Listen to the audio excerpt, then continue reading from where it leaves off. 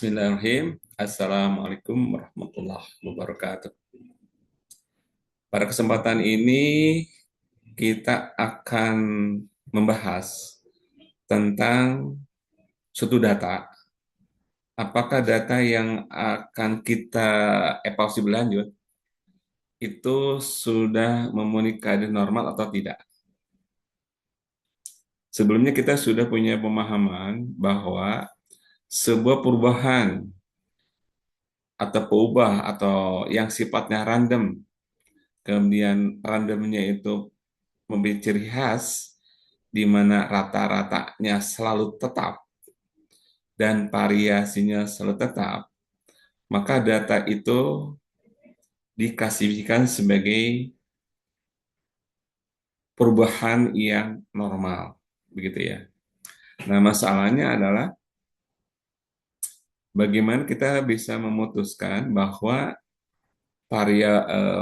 rata-rata dan variasi itu tetap untuk satu pantauan tertentu. Itu apa namanya, tidak mudah ya, tidak mudah. Sehingga cara lain untuk mengidentifikasi bahwa suatu data-data yang akan kita uji itu adalah normal, itu dengan cara menggambarkan data-data kita, digambarkan ya data-data kita dengan lonceng yang sudah ada formulasinya begitu. Jadi ada suatu formulasi lonceng yang sudah fix begitu. Nah, data kita itu dibandingkan dengan lonceng ini, seberapa salahnya gitu, seberapa datanya itu. Kalau datanya itu salahnya sedikit, itu dia mengatakan itu Anda normal. Kalau datanya, jadi kalau data kita naik turun begitu ya, dibandingkan dengan gambar lonceng banyak yang salah, itu data kita tidak normal. Nah, seperti gitu ya. Nah, untuk itu mungkin kita tanya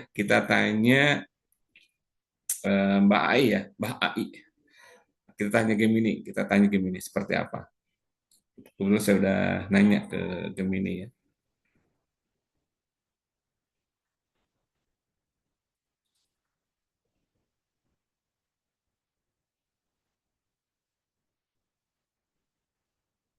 Kayak kita tanya ya ke AI. Metode apa saja untuk membuktikan variabel independen atau para dependen itu memiliki kaidah normal? Menurut AI, pakailah uji statistik yang akan kita coba terangkan ya. Jadi menurut AI itu ada 3 metode untuk membuktikan bahwa data-data yang kita dapatkan dari kuesioner sebagai data kita itu sudah memenuhi normal ya. Jadi ada Sapirowic test, ada Kolmogorov-Smirnov atau KS test, dan Jarque-Bera test, ada tiga. Nah, ini kita implementasikan dalam bentuk Excel ya. Seperti apa Excel itu? Kalau dalam bentuk SPS nanti pada pertemuan berikutnya itu kita pakai SPS. Sekaligus eh, solusi bagaimana kalau yang yang akan kita buktikan itu ternyata tidak normal begitu. Nah, di Excel itu kita bisa membuktikan bahwa itu normal, bahwa itu tidak normal. Tapi ketika data kita itu diklasifikasi sebagai tidak normal, kemudian kita ingin normal, itu agak ribet kalau di Excel. Jadi kasus itu kita akan bahas di SPSS. Di pertemuan berikutnya kita akan masuk ke sana. Jadi hari ini kita eh, ingin menunjukkan satu aplikasi ya dengan pendekatan Excel, yaitu adalah Sapir Test, Kolmogorov-Smirnov, Jarque-Bera-Test. Dari tiga itu, kalau mau pakai Excel, yang paling mudah adalah Jarque Berates itu paling mudah.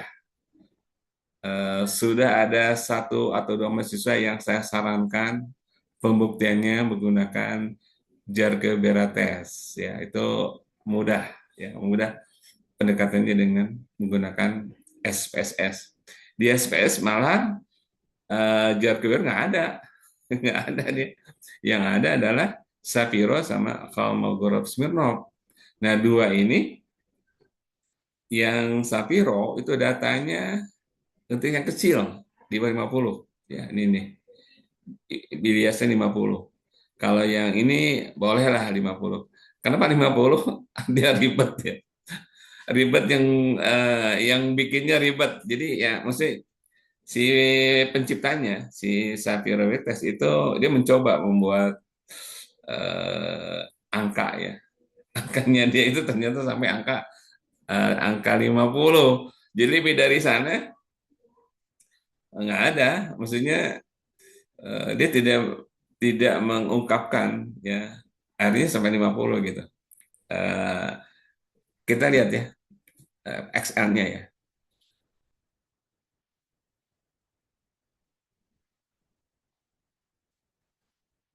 File ini di sudah saya share atau akan saya share ke mahasiswa file yang dibahas ini ya. Jadi file ini adalah cara kita untuk membuktikan apakah data-data yang kita dapatkan itu sudah memenuhi kaidah normal atau tidak, ya kan? Kalau pendekatan murni eh, ilmu statistik, buktikan dulu dong. Itu rata-ratanya sama sigmanya itu adalah selalu tetap untuk periode pantau tertentu, gitu kan. Nah, itu yang sulit untuk kita cara membuktikannya. Misalkan ada 80 ya, apakah 10 pertama sama 10 kedua, 10 ketiga, rata-ratanya sama atau tidak? Kalau sama kita jinjak, kita happy, oh asik ini memenuhi norma. Itu sulit gitu, sulit untuk mengatakan itu karena seberapa banyak kita akan menghitung sebuah rata-rata. Apakah setiap 10 orang dirata-ratakan kan nggak bisa kan? Maka pendekatan apakah suatu distribusi atau hasil data dari penelitian itu memenuhi normal itu dari tiga orang ini itu pendekatannya adalah ada sebuah lonceng yang sudah fix, kemudian yang punya kita dibuat loncengnya katakan gitu ya. Maka lonceng punya kita dengan lonceng sebenarnya itu ditempelin lah kira-kira gitu ya. Kesalahan seberapa begitu. Nah itu pada seperti itu. Kalau misalkan lonceng yang dia bikin itu dengan kita dekat-dekat, maka yang punya kita diklasifikasikan sebagai Anda normal begitu.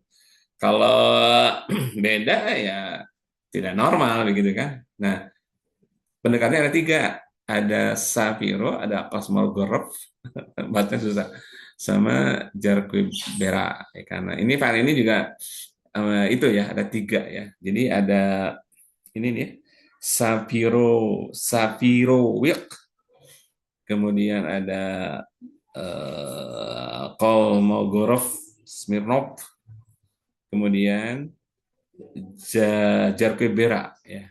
Oke, kita satu-satu kita akan bahas ya dan kita bisa melihat bahwa metode Jarque Bera itu paling enak ya. Jadi saya saran seperti itu. Oke, kita Sapiro dulu ya, Sapiro. Ini ribet sebenarnya ya, ini ribet sebenarnya. Ini datanya dari X1 kalau tidak salah ya. X1 kalau nggak salah. Ini X1 nih. X1 SAM ya. X1 SAM. Ya, ini data aslinya adalah apa? Random ya. 23, dua berapa gitu kan. Ada macam-macam lah kan. Nah, Safiro itu minta diurut dulu dari kecil sampai besar. Ini ya. Jadi data data yang X1 itu diurut ya, diurut dari kecil sampai besar. diurut gitu kan. Dari case yang besar, ya ini ada 50 begitu ya. Kemudian setelah itu di ujungnya dibikin rata-rata. Berapa ya rata-ratanya. Habis itu eh, setiap orang, setiap putusan dari masing-masing ya orang pertama misalkan, itu diselisihkan dengan rata-ratanya, diselisihkan. Kemudian dikuadratkan. Ya. Jadi dikuadratkan begitu semuanya dikuadratkan ya. Kemudian dijumlahkan ya, dijumlahkan. Setelah dijumlahkan. Habis itu kemudian kita selisihkan antara jadi ujung ujung bawah sama atas selisihkan. Ujung yang kedua sama yang satu terakhir ya diselisihkan. Jadi kita lihat ya, ini ujung satu, ujung akhir. Berikutnya yang nomor 3 dengan 50. Berikutnya ujung bawah sama, jadi makin lama yang ke tengah gitu, yang ke tengah ya. Jadi makin lama yang ke tengah sampai di tengah ya berhenti, istilahnya biarin aja gitu ya. Itu model Spiro. Ini yang susah gitu, susah banget ini.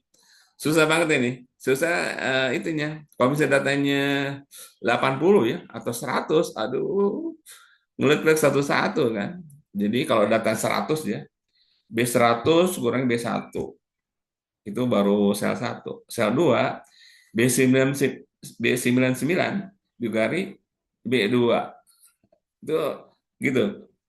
B98, B kurang B3, 97, B4 begitu. Ya kan sampai ujung sampai tengah-tengah tuh. Ya itu dikurangi itu. Nah, yang sulit itu adalah tabel AI-nya gitu. Ini dibikin sama penemunya ya, sama Sapirowitz-nya. Jadi kalau kita punya 80, tengah-tengahnya 40, nggak bisa dihitung sama ini. Karena AI-nya sampai dengan 50 nih. 50 itu AI-nya sampai 25. Ya, sampai 25. Lebih dari itu nggak dapat. Jadi data yang besar saya nggak dapat. Ini gedung 50 pasti dapat ya. Intrigus misalkan dapat. Ini dapat dari mana gitu? Dapat dari si tuannya Safiro gitu. Gimana saya dapat? Ya nanya sama AI nanya. AI juga pelit itu. AI itu sampai angka 10 gitu. Angka 10.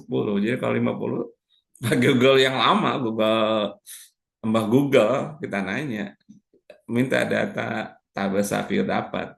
Kalau mahasiswa ingin dapatkan juga, saya udah dapat, nanti di sharing aja.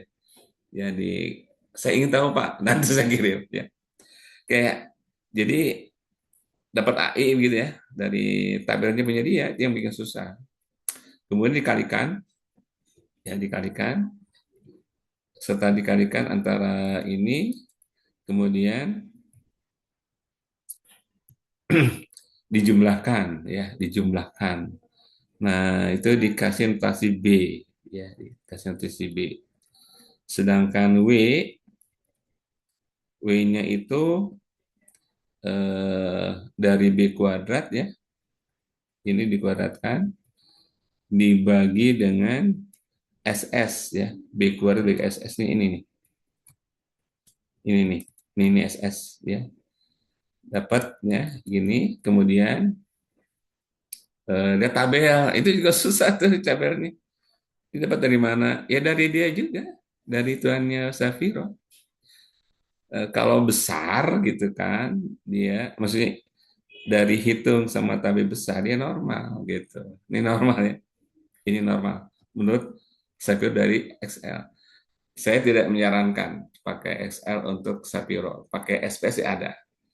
Tapi untuk SPS pakai data A50 itu miss. Jadi ada mahasiswa yang mencoba menggunakan ini, datanya 80, keluarnya nggak sesuai gitu. Kenapa? Ternyata dia sanggupnya 50 data. Kalau 80 udah nggak bisa. Nggak bisa pakai Sapiro. Oke. Nah itu untuk si Viro dan hasilnya normal gitu kan. Oke, sekarang kalau ini gimana? Kalau mau Gorov Smirnov ya, kayak gimana sih? Nah ini ya. Nah ini datanya seperti apa ya? Dicantumkan di sini. Ya ini datanya seperti apa? Ini ada warna merah ya, ada 18, ada 18, ada 18 ini kasih merah itu per kecil ya. Per kecil. Dan urutkan ya, pakai shot begitu ya, yang ini nih pakai urut tuh. Kan ada tiga ya, 18 merahnya tiga juga. Diurutkan jadi ini, ya kan? Nah, habis itu dia itu ditransformasikan ke standar kode, jet code, jet score ya, ke standar penilaian standar core, ya, jet core. Itu gimana? Jadi standar B3 ini data terhadap rata-rata dan standar deviasinya, varians ya, seperti apa. Jadi dihitung dulu rata-ratanya, rata-rata di mana sih? Rata-rata dihitung sama dia, dihitung sama rata-rata sama dia. Akhirnya di copy paste ya sampai selesai begitu. Nah, setelah dibikin itu dikumulatifkan, dikumulatifkan ya, kumulatif ya. Jadi B3 kan, di ranking ya, di ranking B3 ya, eh, ini informasi dari sana ya, dari maksudnya dari Tuan Simiropnya. Saya ngikutin aja. Ranking B3 ya, ini batasnya nomor satu dibagi dengan jumlahnya ada 50 berarti kan, bagi gitu, dapat situ. Berikutnya B4 ya kan, semuanya sama, B4 dan B5, B6 semuanya sama, jadi beda cuman ini aja. Kalau ini semuanya nih nggak sampai 25, semuanya dapat paling atas satu kumulatif ya, paling atas satu kumulatif. Setelah itu teori teoritisnya dinormalkan ya, dinormalkan ini itu kalau dinormalkan jadi berapa ya. Jadi dimasukkan ke yang tabel lonceng itu ya. Jadi angka ini kalau di loncengnya itu angka segitu ya, di loncengnya itu ya, di loncengnya itu ya kan, udah gitu eh kemudian selisih ya, eh E E3, selisih antara E3 D3 E3 E3 ini D3 E3 E3 dan D3. Jadi ini dengan ini selisih ya. Selisih. Itu yang aku bilang selisih lonceng itu ya. Dilihat selisihnya ya. Selisih-selisih sampai ujung gitu kan. Setelah itu mana yang paling besar selisihnya? Ya paling besar adalah yang 042, 042, 042. Ini 042 nih. Mana 042? 042 ini nih. 042,7. Ini ya. Ini yang paling besar nih. 02 ini nih. Yang paling besar ya. Yang paling besar. Kayak ini yang paling besar. Dari dihitung ya kan. Udah gitu dari tabel gimana? Tabelnya itu katanya ini dari formulnya dia juga tuh. 1/3 bagi akar 50. Akar 50 udah data ya. Apa sih gitu? Kalau besar, ya kan, ininya besar dari itu, udah normal. Gitu. Ini normal gitu kan. Nah ini juga susah tuh. Susahnya apa sih? Pertama ngurut data dulu kan nggak susah itu ya. Tidaknya pertama udah susah. Susah. Maksudnya ribet ya. Bisa sih ribet. Jadi penggunaan pembuktian yang dua ini dengan Excel itu tidak disarankan. Kita bikin ribet. Tapi kalau yang satu lagi, yang normal JB itu, saya sih menyarankan ke murah. Ini mudah banget ini, mudah banget ya. Cuman dua angka aja, ya. Jadi daftarnya seperti itu, oke, kita daftarkan, ya kan. Habis itu dihitung kurtosis sama skew ya. Apa sih kurtosis skew gitu kan? Oke. Kalau kurtosis itu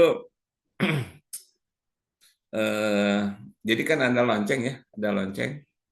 Kalau lonceng itu melebar, nah itu kayaknya gede itu, kayaknya gede. Kalau menciut, kayaknya kecil gitu. Kalau Chinese itu ada lonceng ke arah kiri, ke arah kanan. Kalau ke kanan positif, ke kiri itu negatif. Itu arah lonceng ya. Kalau kursi ada lebar tidaknya ya, ada yang melebar atau enggak, ada ini melebar atau enggak. Ya. Nah itu dia cuman punya dua data aja, dua data saja. Formulanya seperti coba lihat dulu sebentar. Formulanya JB JB formulanya JB.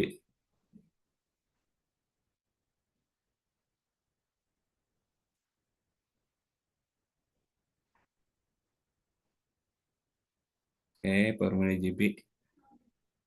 Formula JB ini JB ya. Nah, ini formulanya JB. N bagi 6 S kuadrat seperempat kami 3 bagi D kuadrat. Ya, ini formulanya. Kalau kita hitung di XL, ya kan kami 3-nya sudah dihitung sama sama XL. Jadi tinggal kuadrat aja. Jadi seperempat K kuadrat. Ini formulanya. Jadi N per 6 S pangkat 3 K kuadrat bagi 4. Oke, oke kita balik lagi ke XL punya kita.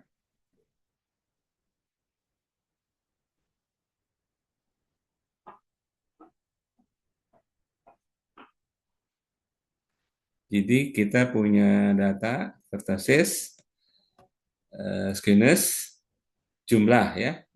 Nah untuk XL itu tinggal pakai fungsi ini chord batas range itu dapat angka. Skew juga sama, masuk batas angka tertentu angka. Ini 50 gitu kan.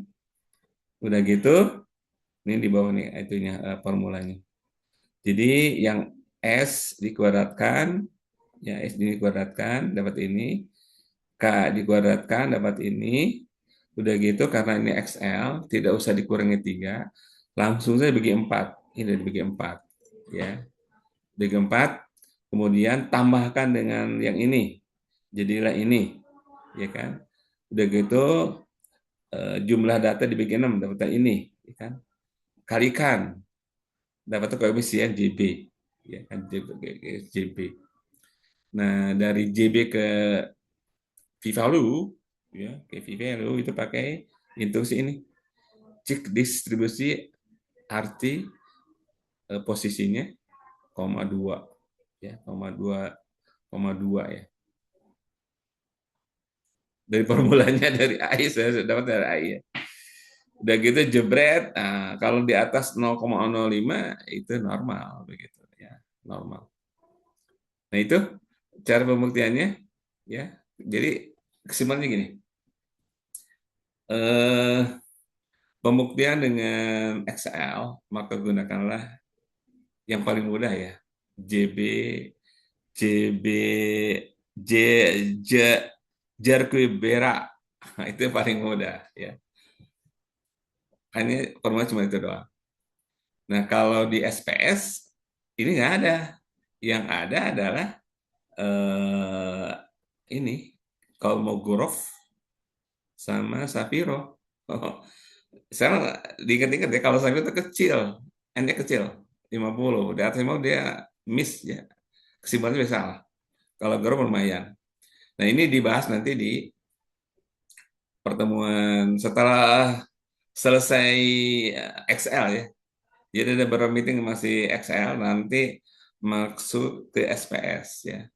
Nah, kalau udah masuk SPS lumayan ya. Maksudnya tinggal klik klik klik klik. Nah, di sana itu ada, maksudnya di SPS ya. Kalau pemutaran kita itu adalah tidak normal, kemudian ingin jadi normal, di SPS itu disediakan. Nanti kita bahas. Kalau di sini di Excel, begitu kita mendapatkan tidak normal untuk jadi normalnya agak berat ya, agak berat. Jadi saya juga kalau menerangkan ini saya yang ribu karena ribet lah ya. Jadi sebaiknya tidak melangkah ke sana, tidak tidak melangkah untuk mendapatkan normal dengan cara XL, tidak perlu. Tapi ke PSS ya. Mungkin masih masih kebingungan ya, atau filosofinya dulu ya. Kita kan dari penelitian nih ya kan, angkanya kan nggak bisa kita rubah-rubah kan, angka penelitian. Udah gitu harus kita buktikan dia itu eh, normal gitu kan, harus adanya gitu kan. Nah masalahnya adalah, jadi kalau kita angka itu dimasukkan ke regresi, kesimpulan regresinya nggak valid gitu ya. Itu masalahnya, itu nggak valid. Jadi supaya valid kan, dari regresi kan kita akan menyimpulkan eh, berpengaruh atau tidak gitu kan. Nah kalau datanya itu tidak maksudnya kalau kita tidak bisa membuktikan bahwa itu nomor tidak, jadi kesimpulannya nggak nggak akurat gitu. Jadi data ini mau tidak mau kita paksa untuk menjadi normal. Nah sebelum masuk ke normal, deskriptifnya udah dibetulin dulu. Kalau deskriptif ya apa adanya dari masyarakat ya, dari konstitusi apa adanya. Nah kalau itu dikunci jebret udah masuk ke statistik, ya kita dipaksa memang ya, dipaksa angka-angka itu memenuhi kaidah dari normal ya kan. Dan ketika itu dieksekusi, kita tidak mempermasalahkan lagi angka satu kita setuju, angka dua tidak setuju, nggak usah mempermasalahkan lagi, karena itu sudah diklasifikasikan di deskriptif. Kalau udah masuk ini, yang gitu-gitu sudah kita abaikan ya. Kita concern dengan data-data yang ada di ini itu berperang atau tidak gitu kan. Dan toolnya itu tool yang regresi yang menghendaki rata-rata dan varsi itu tetap bisa ada normal. Ini juga harus normal dulu gitu kan. Nah kalau misalkan ternyata tidak normal, ya kita akan kurang-kurang menjadi normal, ya kan? Baru kita masuk ke regresi.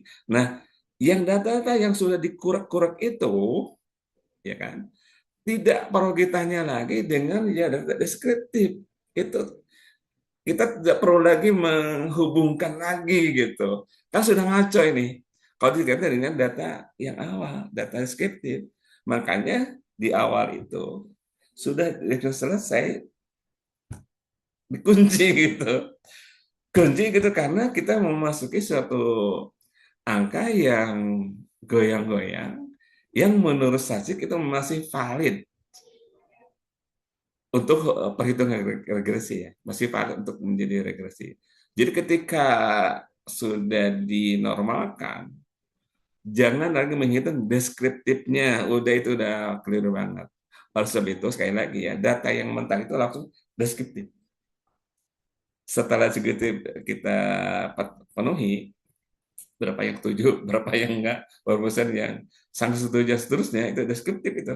Dah, itu baru mentok, baru masuk ke statistik. Dalam statistik, tahap pertama dicek dulu normal. Kalau normal, alhamdulillah. Kalau enggak, paksa menjadi normal. Ya, nah yang menjadi normal itu regresi. Kalau tidak normal, jangan regresi gitu. Nah dari situ nanti akan menyimpulkan berpengaruh atau tidak. Ya. Mungkin itu ya. Saya berharap mahasiswa bisa menanyakan ulang atau mengklarifikasi ulang atas penjelasan ini. Ya. Untuk sebentar sampai di sini dulu. Terima kasih. Wassalamualaikum warahmatullahi wabarakatuh.